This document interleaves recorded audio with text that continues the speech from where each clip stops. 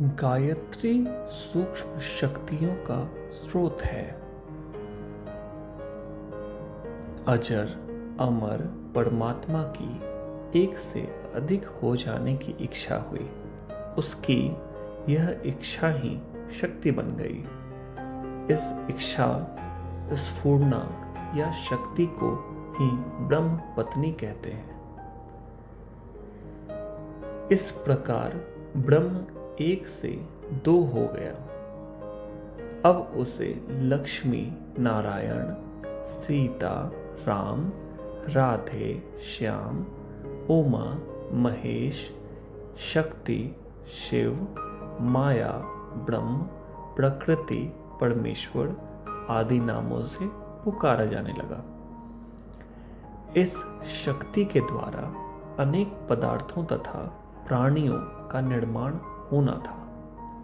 इसलिए उसे भी 3 भागों में अपने को विभाजित कर देना पड़ा, ताकि अनेक प्रकार के सम्मिश्रण तैयार हो और विविध गुण कर्म स्वभाव वाले जड़ चेतन पदार्थ बन सके।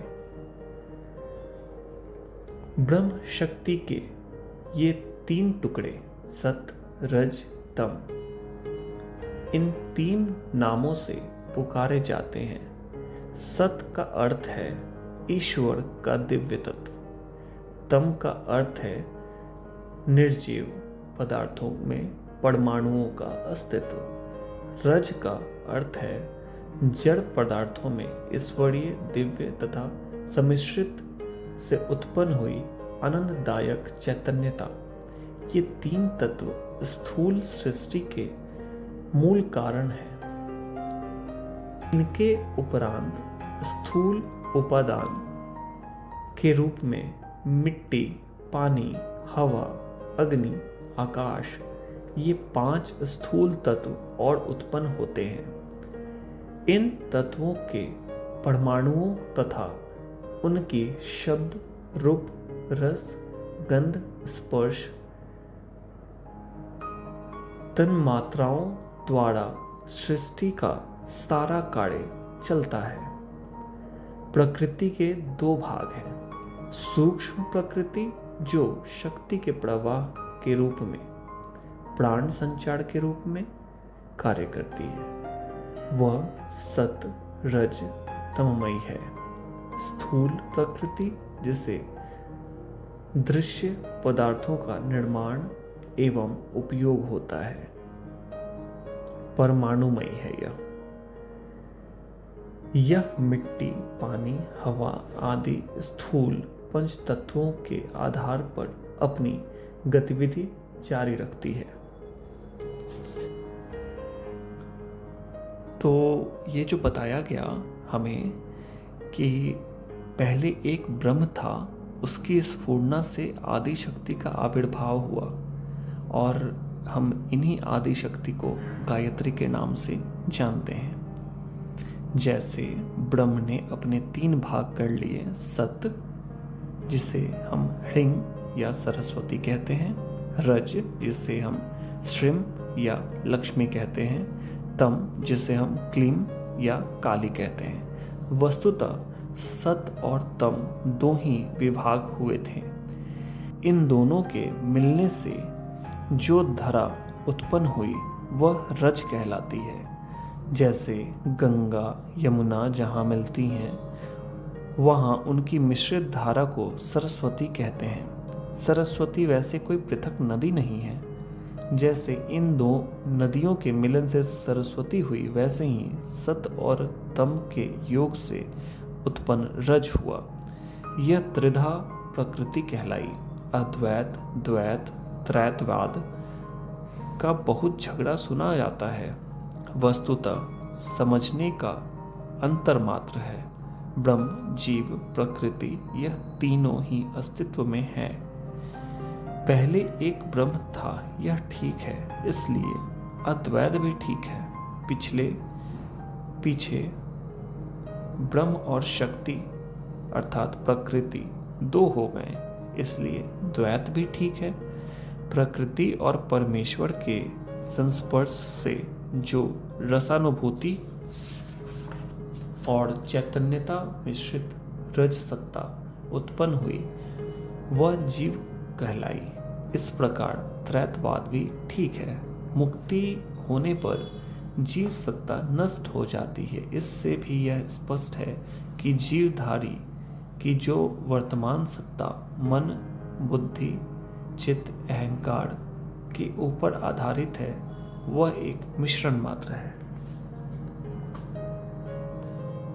तत्व दर्शन के गंभीर विषय में प्रवेश करके आत्मा के सूक्ष्म विषय पर प्रकाश डालने का अवसर नहीं है। इन पंक्तियों में तो स्थूल और सूक्ष्म प्रकृति का भेद बताया था, क्योंकि विज्ञान के दो भाग यही से होते हैं।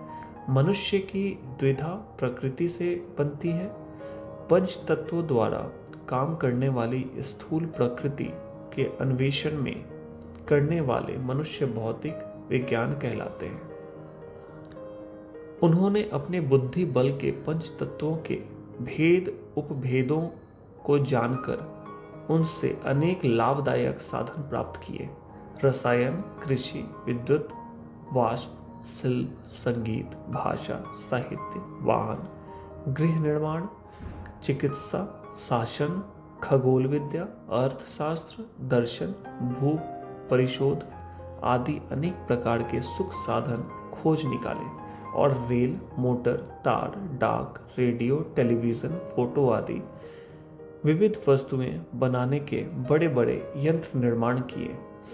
धन, सुख, सुविधा और आराम के साधन सुलभ हुए। इस मार्ग से जो लाभ मिलता है उसे शास्त्रीय भाषा में पेय या भोग कहते हैं। यह विज्ञान भौतिक विज्ञान कहलाता है। यह स्थूल प्रकृति के उपयोग की विद्या है। सूक्ष्म प्रकृति वह है जो आदि शक्ति गायत्री से उत्पन्न होकर सरस्वती, लक्ष्मी, दुर्गा में पड़ती है।